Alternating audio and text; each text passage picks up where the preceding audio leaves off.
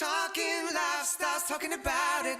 Thanks for spending the first day of the new financial year with us on Talking Lifestyle. David, Koch and Clinton with you. Now, a few years ago, I had a lot of foresight, Kochie. I decided we were buying a house and decided at the time I'd talk to the solicitor about setting up a will for my wife and myself. I've got that paperwork Good sitting thing on my to do. desk. Now, Yeah. it's been there a couple of years. Look, I used to work at Channel 7. I bought that house when I was at 7. That was 12 years ago. Yeah, so it's on the desk. Clinton Maynard, this is your, hopefully, financial boot camp this hour every Saturday afternoon that we can sort out your finances. And I can actually hear Claire Mackay from Financial Advisors Quantum Financial on the other end of the phone actually screeching and going, Clinton, you idiot. The paperwork's there, Claire. Words ready to go. effect. How many people are in Clinton's situation, Claire? Depressingly, a lot. So if it makes you feel any better, Clinton, you're not alone. However, that's not particularly a great statistic to be in. No, Yeah. it's so dangerous, isn't it? Just explain why you need a will. Well, first of all, the will, you've got to remember, the will is not for you. It's for the people you love and care about who are dealing with the grief once you're gone. So if you have a will, it means that they know what you intend. They don't have to go through a complex legal process to do things when you could have just signed those documents that are sitting on your desk. And it's such an emotional time for your family. I think, sorry to be too harsh about this, Glenn, I think it's absolutely irresponsible if you have a spouse and kids and family and obligations when you could get hit by the bus tomorrow and they've got to cope with that, the loss of an income, the loss of a father, loss of a wife, loss of a partner, and sort out the enormous mess that you've left them because they then don't take control of the family finances, do they? Because the government does it. Well, yes and no. So the old scare tactic is if you die without a will, the estate gets everything. You know, the government takes it all. Is actually not true. Oh, we want to scare Clinton, though. We don't. I'm scared as it is, Kochie. You've labelled me irresponsible. I think you're right. But it's okay because you know what? The government may not take all your money, but the lawyers sure will. And that is what is going to happen if you don't have your documentation signed, because the lawyers are going to have to go through a process to make sure that the people you care about actually get it. So it's not a simple process in that I have one wife at the moment, and I've never had a previous wife, and we have. Let's hope you don't have two wives. We have at the three same children time. together. It's not as simple as my estate simply goes completely to her. Well, you'd like to think so. However, there's a process, and so if there isn't a clear documentation, then the courts have to put out a request and say, does anyone else have a claim? Yeah. And you don't know who might come knocking. Vexatious. I think I've been a good boy. I don't think there's any other little Clintons running around out there. But no, I understand what you're saying. And the thing is that this is just, like as David said, it's irresponsible. You've got the paperwork there, and it's not fair. Your family are dealing with so many other things that they just want to be able to say the lawyers start the process, and it should be simple for them. And if you have a dysfunctional extended family, all sorts of issues can arise, can't they? Where people can come up with cockamamie ideas of why they should be entitled to part of the estate, that you've worked together or they've contributed to your career or built up. It's, where there's a will, there's a relative, is the old saying, and that's a problem.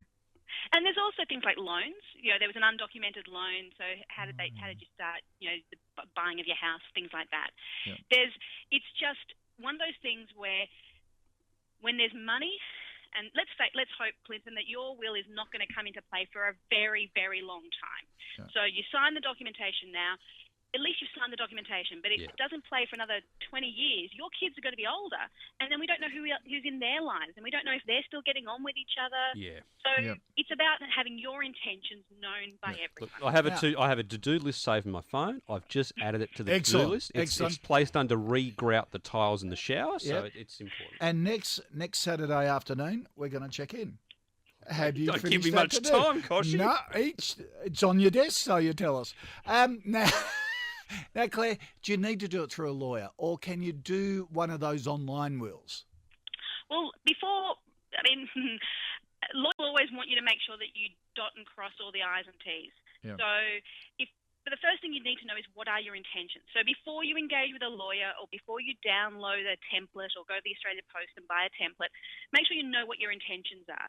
When people do it themselves, I always recommend that they maybe the signing of the will, maybe get that witnessed at a court so that you know that your intentions were legitimately exercised so that it can't fall upon, can't fail because of a procedural issue. Yep. If your family situation is more complex or your estate is, your assets are quite large in amount, then it is always worthwhile spending a little bit of money to get it right. Yep. And it also means that if you change your intentions, then all your wills are in the same place with your lawyers, and that you can see the evolution of your world.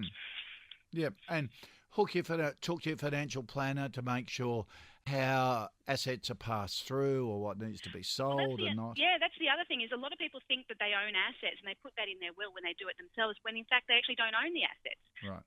So it's your superannuation doesn't necessarily go into your will, but they forget about the insurance payouts that they might have. Yep. Or the house is actually in joint names, and so it doesn't go into your will; it goes automatically to your partner. Right. So knowing what your assets are and your accountant, your financial planner, your lawyer, make sure that all comes together. How often should you update it? Well, I say 3 to 5 years, but also if your world changes. So if you have a child, if you buy a house, if you get married, if you get divorced, all those major events, you should be reviewing your will. So case in point is Heath Ledger. He died 5 years after he last had looked at his will, but in the meantime he'd had a child. Yep. So he hadn't taken into account the changes in his family circumstance. Yep. And also divorce doesn't void a will, does it? No, it doesn't. But the critical one there is when you do have more complex relationship situations. So you might be separated, not legally divorced. You might have a new partner.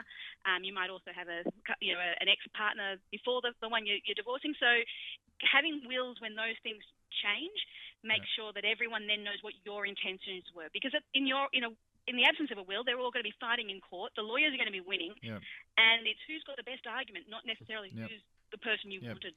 And you bring in stepkids and all that sort of stuff, and it certainly needs to be clear. Claire, thank you for that. Appreciate it. Clinton looks sort of suitably chastened by it, and knowing that we'll be checking in at this time every week to make sure he gets it done, I think we've changed his life, and hopefully Mrs. Maynard will thank us for it. Thank you.